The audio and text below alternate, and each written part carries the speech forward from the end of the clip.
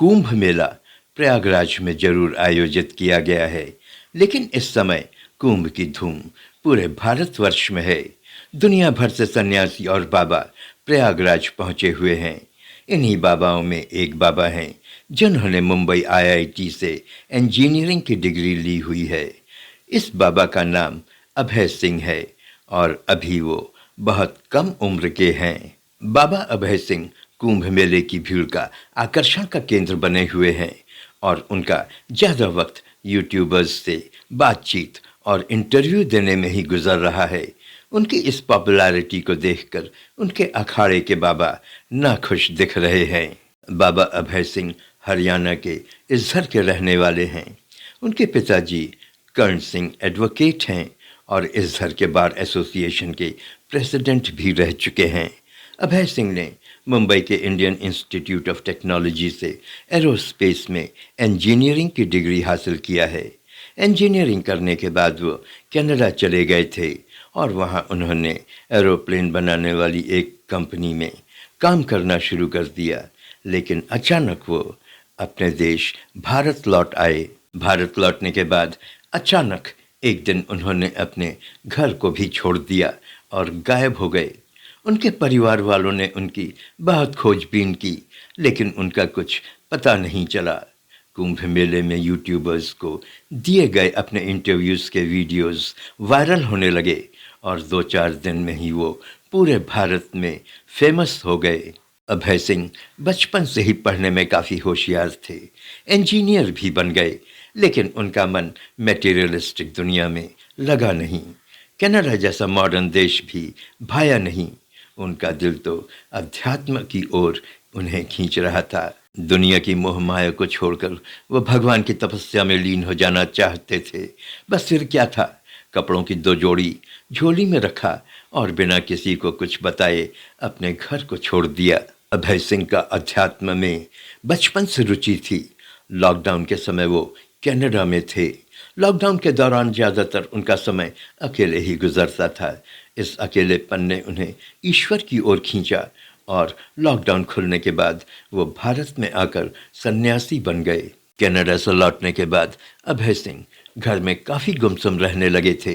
वो अपने में ही मगन रहते थे और लोगों से बातचीत कम किया करते थे। परिवार वालों से ये बात छुपी नहीं थी और अभय सिंह की शादी करने की सोचने लगे, लेकिन अभय सिंह तो भगवान के हो चुके थे। उन्होंने शादी में कोई रुचि नहीं दिखाई, लेकिन परिवार वालों को इसका आभास नहीं था कि अभय सिंह उन सभी को छोड़कर एक दिन अकेले चले जाएंगे। अभय सिंह के पिताजी कर्ण सिंह ने बताया कि अभय सिंह थोड़ा ज़िद्दी स्वभाव का है। वो जो भी ठान लेता है उसे करता ही है। इसलिए उनके परिवार वालों ने और न ही उन्होंने कभी किसी चीज़ के लिए उस पर कभी दबाव नहीं डाला। उन्होंने कहा कि अभय कभी झूठ नहीं बोलता था। किसी यूट्यूबर के गर्लफ्रेंड की बात छेड़ने पर अभय सिंह ने बताया कि आईआईटी करने के दौरान उनकी भी एक गर्लफ्रेंड थी। उन्होंने कहा कि हम 4 साल साथ रहे, लेकिन शादी तक कभी बात नहीं पहुंची। मेरे दिमाग में कभी शादी की बात आई ही नहीं। शायद मैं शादी करना ही नहीं चाहता था। मैंने अपने माँ बाप को लड़ते झगड़ते देखा है।